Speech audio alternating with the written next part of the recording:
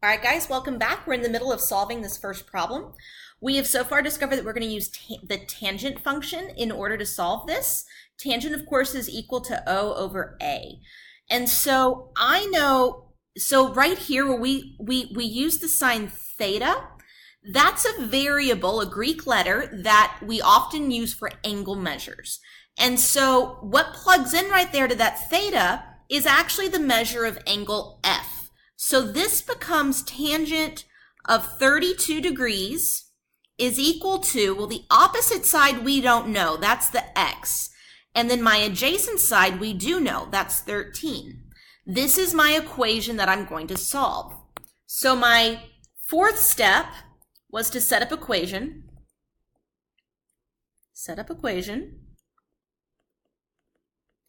And my last step is going to be to solve.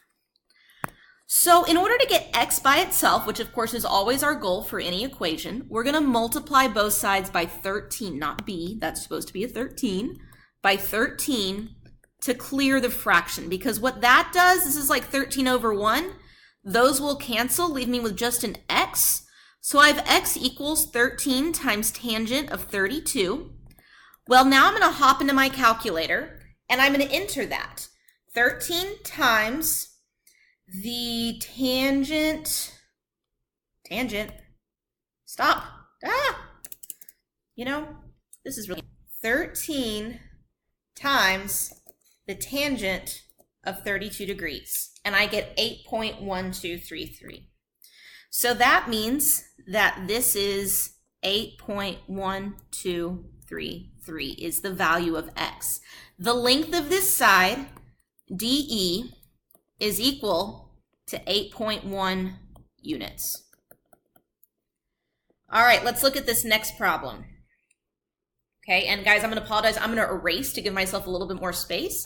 So you may have to go back in and try some things out. Okay, so remember my first step always is to identify the angle I'm interested in. Well, right here I'm interested in angle K. K is 57 degrees, and I'm going to label my sides relative to that angle. This over here is my opposite side. Opposite of the 90-degree angle is always the hypotenuse, which leaves this as the adjacent side. Now I look and I choose a ratio. Well, here they give me the opposite side. I'm hunting for the hypotenuse. So in SOHCAHTOA, I have an O and an H, right?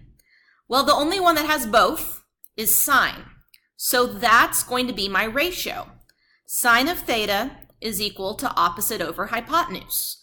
Well, theta again is my angle measurement, that's 57 degrees, is equal to the opposite, which is 10.8, divided by my hypotenuse, which is x. All right, now I'm going to start off by solving this equation for x. I'm going to multiply both sides by x to clear the fraction. So now I have x times the sine of 57 is equal to 10.8. Well, now I want to get x by itself, so I divide both sides by the sine of 57. Sine of 57. And I end up with x equal to 10.8 divided by the sine of 57. If you aren't allowed to use a calculator, this is where you stop the problem. But we are now actually going to plug that into our calculator. So we do 10.8 divided by the sine of 57. And I get 12.8775, which is really x equals 12.9. So that would be my answer. The hypotenuse would be 12.9. All right, let's do another example together. My first step is always to identify the angle. Well, angle P is my angle, and then to label the sides. This guy's opposite of P, opposite the 90 degrees is H, which means X is A. Then I'm going to choose a ratio by looking at this. I've got A and an H. So when I look at SOHCAHTOA, I want the one with A and H, which is cosine. So cosine of theta equals A over H.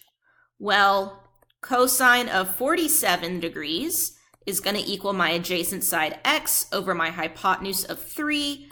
I multiply both sides by 3.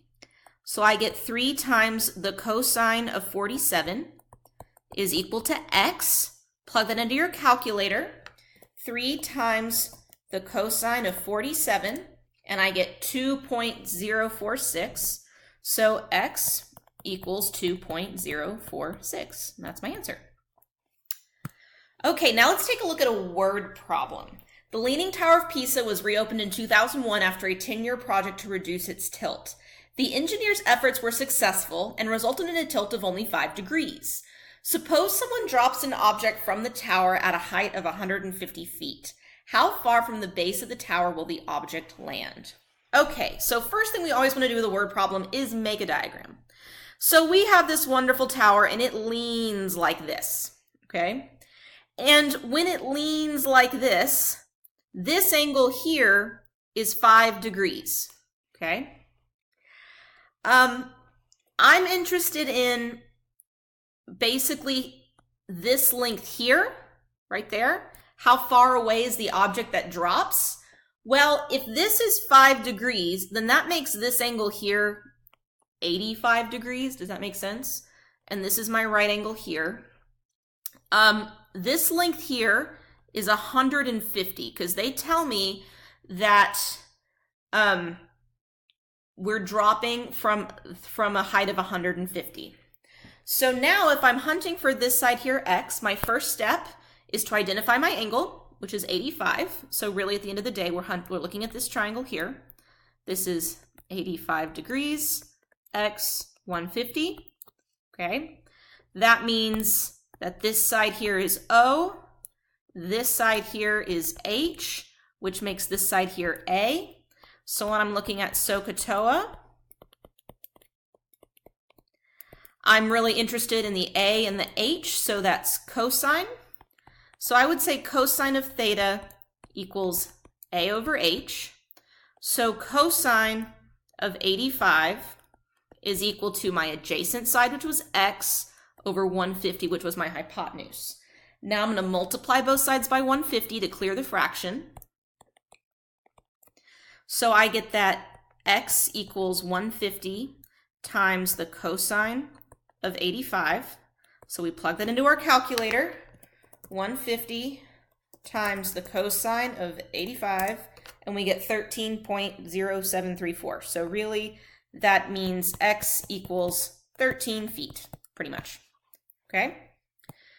So now I want you guys to figure out how far up the tower is he. So if we've got the same situation where we've got 85 degrees, I know that this is 150.